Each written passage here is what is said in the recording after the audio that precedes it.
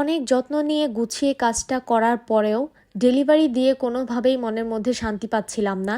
বারবার একটা মনের মধ্যে ভয় কাজ করছিল, ভাইয়ার কি আমার কেকটা পছন্দ হবে?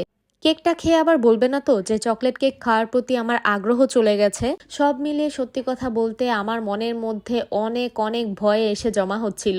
তো যাই হোক, এত ভয়ের কারণ কি আর এত টেনশনেরই বা কারণ কি সেটা এখন একটু বলি। আর বলবো কি, আপনারা দেখতেই পাচ্ছেন আজকে আমি কি কেক ডেকোরেশন করছি। এটা ছিল আমাদের পেজের প্রিমিয়াম মাড কেকটা। এই কেকটা নিয়ে আসলে তেমন করে বলার কিছু নাই। যারা আপনারা ময়েস্ট কেক লাভার আছেন বা মাড কেকটা পার্সোনালি লাইক করেন, তারা একমাত্র বুঝতে পারবেন যে এই কেকটা কি পরিমাণ চকলেটি হয় আর এটা খেতে ঠিক কতটা মজা। আমার কাছে মনে হয় যদি আপনি এক্সট্রিম লেভেলের চকলেট লাভার হন তাহলে এই কেকটা আপনার জন্য, আর যদি আপনি শখের বসে চকলেট খেয়ে থাকেন তাহলে এটা আপনার জন্য একদমই না। যাই হোক, এবার বলি আমার ভয় পাওয়ার কারণটা, টেনশনের কারণটা কি ছিল। মূলত ভাইয়াটা এই কেকটা নিয়েছেন, তিনি আমাদের পেজ থেকে প্রথমবারের মতন কেক নিয়েছেন আর প্রথমবারই এরকম একটা কেক নিয়েছেন। তো আমি আসলে বুঝে পাচ্ছিলাম না, কারণ অনেক ক্লায়েন্টরাই না আছে এই বিষয়টা বুঝতে চায় না যে মাড কেক জিনিসটা আসলে একটু অন্যরকম। এটার কাটার প্রসেসিংটা একটু আলাদা হয়, এটা খাওয়ার প্রসেসিংটাও একটু আলাদা হয়, প্লাস হচ্ছে এটার টেস্টও কিন্তু একটু অন্যরকম। স্পঞ্জ কেকের মতো যদি এটা নরম তুলতুলে খুঁজি তাহলে কি হবে বলেন তো?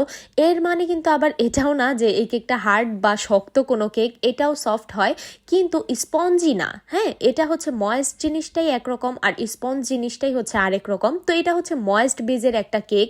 আর অনেকে এটাও বুঝতে চায় না, যদিও ভাইয়ার সাথে আমার এই ধরনের কোনো ঝামেলা হয়নি। ভাইয়া সুন্দরভাবে আমি যেই কথাগুলো বলেছি ভাইয়া সবগুলোই খুব ভালো করে বুঝতে পেরেছিলেন। অনেকেই বলে যে 2 পাউন্ডে এতটুকু কেক, 1 পাউন্ডে এতটুকু, এত অল্প কেক। আসলে এই কেকগুলো অনেক বেশি ভারী হয়। এটা দেখতে সাইজে একটু কম মনে হলেও এটার ওজনটা আসলে অনেক বেশি হয়ে থাকে। তো যাই হোক, ভাইয়া এগুলো সবকিছুই সুন্দরভাবে বুঝেছিলেন, কিন্তু আমি ভাবছিলাম যে এর আগের বার আমার বোন এটা খেয়ে বলেছিল যে ভাই রে ভাই, এত পরিমাণ চকলেটি, এটা আসলে আমি খেয়ে পাগল হয়ে গেছি। মানে চকলেট নিয়ে আর কোনো আমার কি বলে ওইটাকে, মানে আগ্রহ থাকবে না। মানে এত পরিমাণ চকলেট আমি খেয়েছি, তার নাকি এতই ভালো লেগেছিল। তো আমি সেটাই চিন্তা করছিলাম যে এত যে চকলেটি কেকটা ভাইয়ার কাছে কি ভালো লাগবে, যেহেতু ভাইয়া ওনার বাবার জন্য স্পেশালি কেকটা নিচ্ছিলেন। তো ওইবারের কেকটা আর এইবারের কেকের মধ্যে একটা তফাৎ আছে। তফাৎটা হচ্ছে এইবার কিন্তু আমি কেকের লেয়ারের মধ্যে চকলেট হুইপ ক্রিম ইউজ করেছি, যেটা ভাইয়ার আসলে দিতে বলেছিলেন। আর বাহিরে এটা ছিল চকলেট যেই গানাশ ক্রিমটা সেটা।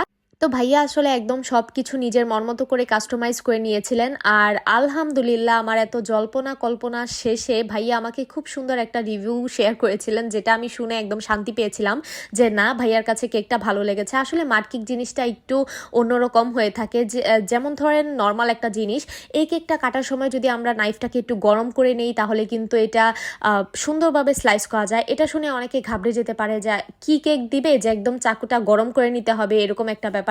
আবার আমি যেমন ধরেন ভাইয়াকে বলে দিয়েছিলাম যে ভাইয়া আপনি চাইলে কেকটা দুইভাবে ট্রাই করতে পারবেন। ময়েস্ট কেকটা আমার কাছে পার্সোনালি না মনে হয় যে একটু গরম গরম খেলে মজা লাগে। মানে এই ভিতরের যেই গানাশ ক্রিমটা বা বাহিরের যেই গানাশ ক্রিমটা, সেটা যদি একটু মাইক্রোওয়েভে গরম করে নেওয়া যায় তাহলে যে কি মেল্টি মেল্টি একটা চকলেটের টেস্ট আর কি যে মজা লাগে। আবার আপনি যদি চান তাহলে কিন্তু নর্মালি এভাবেও কেকটা খেতে পারবেন। তো এই বিষয়গুলো নিয়ে না আমি মনের মধ্যে একটু টেনশন পাচ্ছিলাম, যেটা ভাইয়ার রিভিউটা পাওয়ার পর একদমই কেটে গেছে। যাই হোক, এটার যে বাকি ডেকোরেশন ভিডিওটা সেটা আমি আপনাদের সাথে পরে ইনশাল্লাহ শেয়ার করবো, যেহেতু ভিডিওটা অনেক বেশি বড় হয়ে যাচ্ছে। আল্লাহ হাফেজ।